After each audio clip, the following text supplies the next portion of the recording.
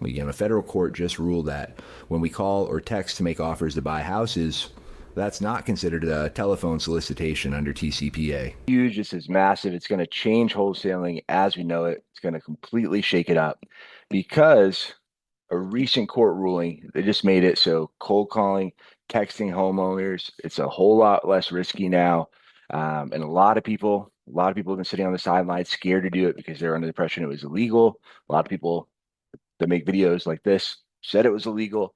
There's so many people saying, oh, you can't call, you can't text, a lot of fear. And we finally have clarification, right? So a federal judge in Arizona, what happened was they ruled that if you do a call, even a text, and you ask if this person wants to sell, if you're coming with the intent of purchasing the property, not selling a service, it's not a solicitation.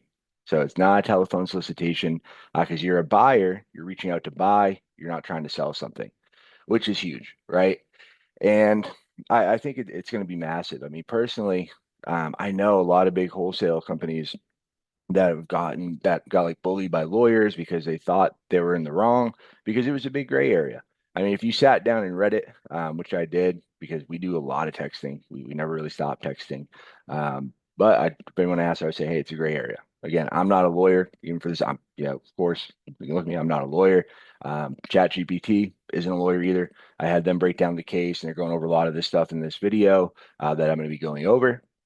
But yeah, I mean, I know people that paid out a bunch of money, like hundreds of thousands of dollars to lawyers just to avoid going to court. And nobody wanted to really take it, even though when I read it, and again, what the fuck do I know? But when I read it, it sounded like, it was very specific that, the TCPA law is like if you're not selling, you have to be selling something. But now it's official, right? Because a federal judge literally just ruled that it's not, you're buying, right? So it's not solicitation. So we don't have to worry about, breaking the law or, breaking any rules. But there are some things we do have to worry about still, just because, it's not illegal, and you don't have to worry about those TCPA fines. There is still stuff you have to worry about, which we'll get into with 10 DLC, and messaging. You can still get in trouble with the carriers, which even though you're not doing anything illegal, if you don't follow their terms and services, if you don't do the things they want you to, you can still get your stuff shut down and you won't be able to send text, which fucking sucks, right? So we'll go over that. We're going to go over how to avoid that and just kind of break this down a bit more. But again, yeah, so these guys, they actually took it. They took it all the way to federal court. They fought it. And, like I said, we have the ruling that, this isn't an issue any longer. So huge win, and shout out to them for actually fighting it, actually getting clarification because we're not fucking selling shit. We're fucking buying, right? But that aside, so let's kind of go over, what you should say, at least according to ChatGPT, what you should say to, err on the side if you want to be super, super safe. Make sure you're not crossing the line. Just make sure like when you're reaching out, you're talking to people, whether it's text, whether it's a call, you're just saying like, coming with the intent of selling. And the tricky part of that, or coming with the intent of buying, not selling rather. But the tricky part of that is we can't use words or we'll get flagged by the carriers. Like we can't use sell, we can't use buy in our text messages. Calling, it doesn't fucking matter, obviously. But texting, we still want to make sure that we're not using any of those flagged words that are gonna, drive up your error codes and eventually get your account shut down, which you don't want to do. So if you guys don't have a list of error codes, if you're not sure what those are, I'm not going to get into all of them, but just drop a DM or shoot me a DM or drop a comment on this video, even just say error code, and I'll get you the whole list we have of all the error codes you want to avoid. But yeah, so just make sure you're doing it. Another, like, we'll switch them out. Like instead of saying buy, we'll say acquire. Or we're looking to pick up properties in the area. So messages like that, totally fine. And just again, remember, don't try not to sound like it, try not to sound like you're selling a service, right? Come in with the mentality that you're buying if you want to make sure that you're, not violating TCPA. So that's the thing, right? So that's good. Let's get more into 10 DLC because that's the whole other side of the coin, right? Because if you can't text, I mean, you're kind of fucked, right? So to me, texting's huge. We do a lot of texting, especially if you guys are doing any inbound marketing. You're using PPL companies, you're using, Facebook, Google, whatever. You have people reaching out to you. If you can't text them, I mean, it sucks. It takes a lot longer to call, even if you're using voice AI. Um, their voice, whatever. You just have VAs, you have people making calls. Um, not having texting in your business is you're gonna be screwed. So make sure you don't get your stuff shut down.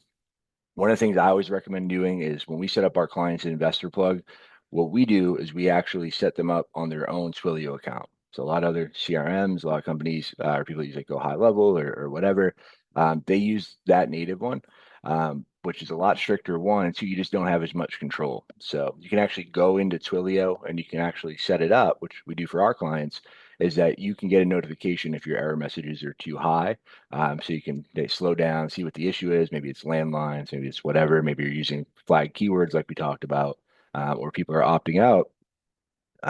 Your stuff's going to get shut down fast, right?